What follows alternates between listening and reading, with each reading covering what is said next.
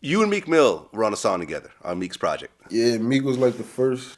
Um, I think my big collaboration. It was it Meek or was it the for the family? I don't remember which one was first. For the family and Lights Out Camera Out around the same time. I mean, Meek is a lyrical monster. Yeah, fact. So you guys were in the studio together. Yeah, we did that together in the studio. That was like my most competitive session ever. I spoke about this in the other interview. Like it was real competitive, real competitive. Okay, so Meek laid down his part first. Yeah. You know what? It's crazy. Like I keep that same competitive energy now when I go in the studio with other artists. Like if I come in there with a nigga that's coming up, I'm gonna do the same shit Meek did to me. I'm gonna put that pressure on you for real. Yeah, I mean, were you a little bit nervous? Hell yeah. But I knew I was going. I just didn't want to, like, sometimes as a rapper you get and this is before I was into the hearing the beat and just vibing, just rapping. I was still in my writing process. I still had to go in my corner and write my verse. I was still doing that. So I didn't want to what you call it? I didn't want to catch writer's block. Like sometimes it happens, and I was like, yo, it can't happen tonight. Like that's all I'm thinking. Like yo, tonight can't be a writer's block moment. I gotta have everything. Gotta just be flowing that tonight, and it worked like that. Yeah, no, it was a dope collab. It was a dope collab. On just a very dope project. And I feel like that was kind of like Meek's like comeback Yeah, project. A lot hell of yeah. people were counting him out. I was definitely happy to be a part of that. That was definitely like special. A lot of Yeah, people like that got like a lot of Philly people to fuck with me. Like, that's why I feel like I love Philly so much because I think probably that record right there made them fuck with me a lot. well, yeah, because Philly is like spitters, man. Yeah, Philly ain't like they love mumble niggas rap. that rap. They love niggas that rap for sure. Yeah, I mean, from Beanie Siegel to Cassidy to AR like you know what I'm saying? Like these are not dudes that are just fucking around on the mic. It's even you can even go bigger than that to all the underground guys, the Reed Dollars, like the Meek Mill era. That was the craziest to me. That was the craziest era. Like it was like 30 of them niggas. Meek, Reed Dollars, Kaboom, Cicero, NH, MI, Frank with the Grippers, fucking damn, what's his name? I ain't gonna lie, I knew everybody. Joey Jihad, uh, I could name everybody right now. That's just too many people. But that's why I really respect Meek. Cause it really was like 30 of them niggas, like, and they all was nice in their own way. So to be like the only nigga to come out of that is special. You gotta be like real special.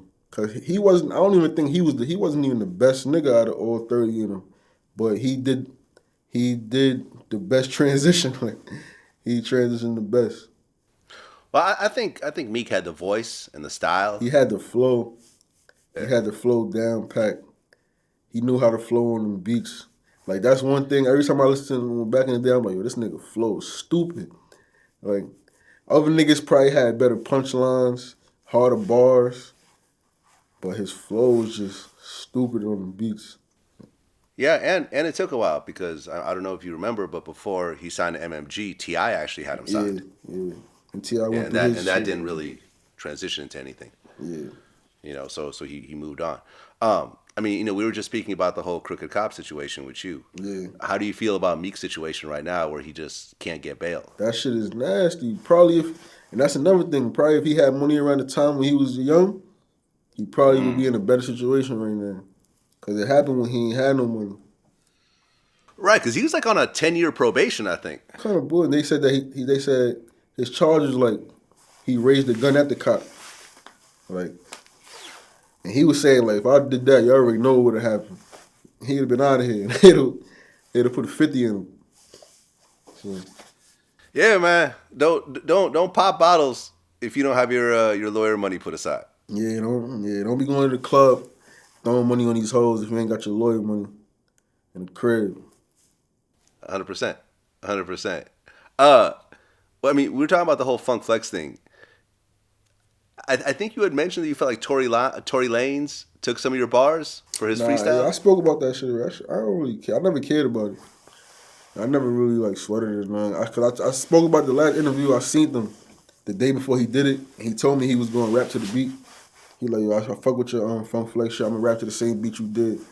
So to hear him say the line, it wasn't like I was like, oh shit, he took my line. Like he just told me he was gonna rap to the beat because he liked what I did to it. So if he was to say a line, obviously it's because he fucked with. It was influenced by what I said. So Yeah, I think people take a lot of that shit. I was never on the internet like, yo, fuck Tory Lanez, took my shit. I wasn't.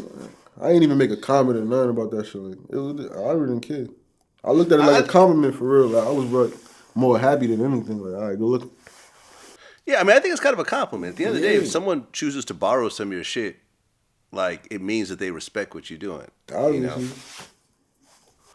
I mean, you had talked about that New York rappers really don't help each other out like Southern rappers do. Yeah, it's not like that. They got more like a unity than us. New York, everybody just want to be the guy. Like it seems like in Atlanta, they don't even give a fuck.